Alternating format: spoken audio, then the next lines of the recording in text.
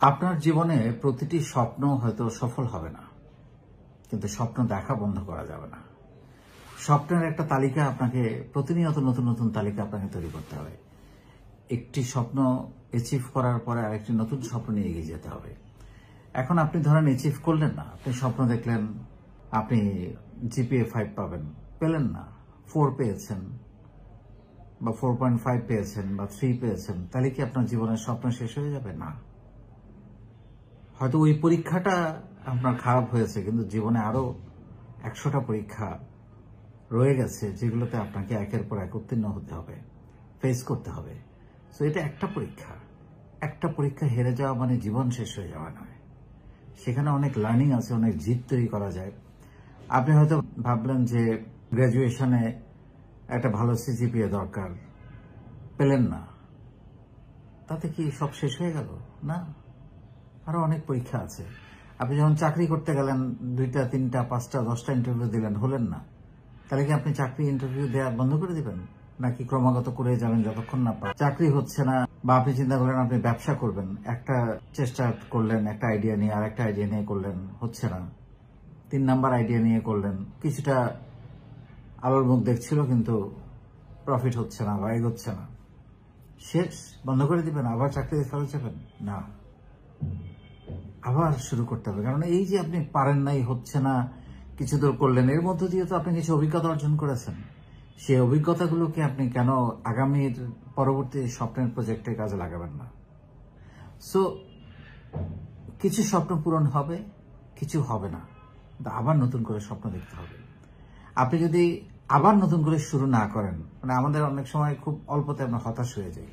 আমরা মনে করি এই তো গেল, আমি ফেল করেছি, আমি পারি নাই, আমার হচ্ছে না, আমার কেউ নাই, আমাকে সাহায্য করার কেউ নাই, আমার টাকা নাই, মামা নাই, চাচা নাই, অনেক নাই আপনি বলতে পারেন, কিন্তু আপনার কি আছে সেটা একটা হিসাব করেন। আপনার মেধা আছে, সেটাকে সামলান। আপনার একটা সুস্বাস্থ্য আছে, সেটাকে কাজে লাগান, পরিশ্রম করেন, সময় দেন, লেগে থাকেন, কিছু দক্ষতা অর্জন করেন। সো কি আছে সেগুলো নিয়ে ভাবেন, সেগুলোকে কাজে লাগান। আপনি রাত জাগতে পারেন, দিনে পরিশ্রম করতে পারেন, আপনার একটা সুন্দর সুস্থ শরীর আছে, এটাই তো একটা বিরাট সম্পদ। এটাই তো অনেকেরই নাই। টাকা পয়সা আছে অথচ ওইটা নাই।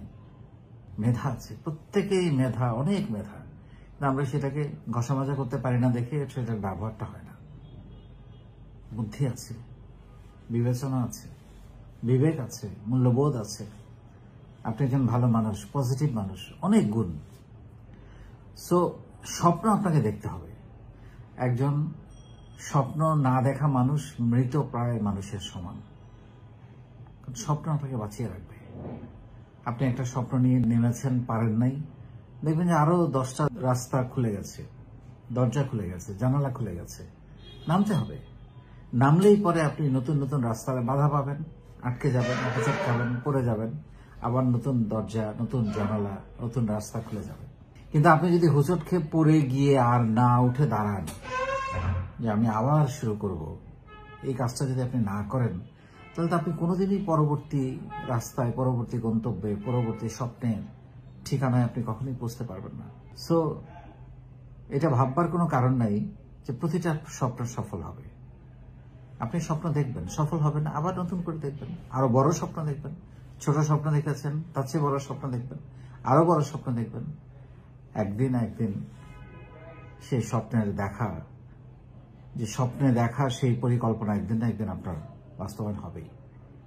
শুধু নিজেকে যেটা করতে হবে সেটা হচ্ছে নিজের যা যা আছে এগুলোকে কাজে লাগাতে হবে এবং নিজেকে একটু বলতে হবে আমি পারবো। আরেকজন পারলে আমি কেন পারবো না?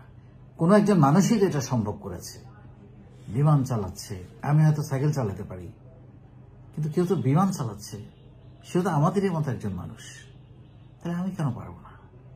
আকাশে উঠছে কেউ, আর কেউ শুধুমাত্র মাটিতে থাকা যায় কিনা বা পারবো কিনা সেটাই চিন্তা করছে। প্রত্যেকটা জিনিস শুরুতে কঠিন মনে হয়, কিন্তু আপনি আস্তে আস্তে করেন, চালানো শেখেন, ড্রাইভিং সিটে বসে যান, তখন দেখবেন যেটা খুবই সহজ, ফুরফুরে একটা ব্যাপার।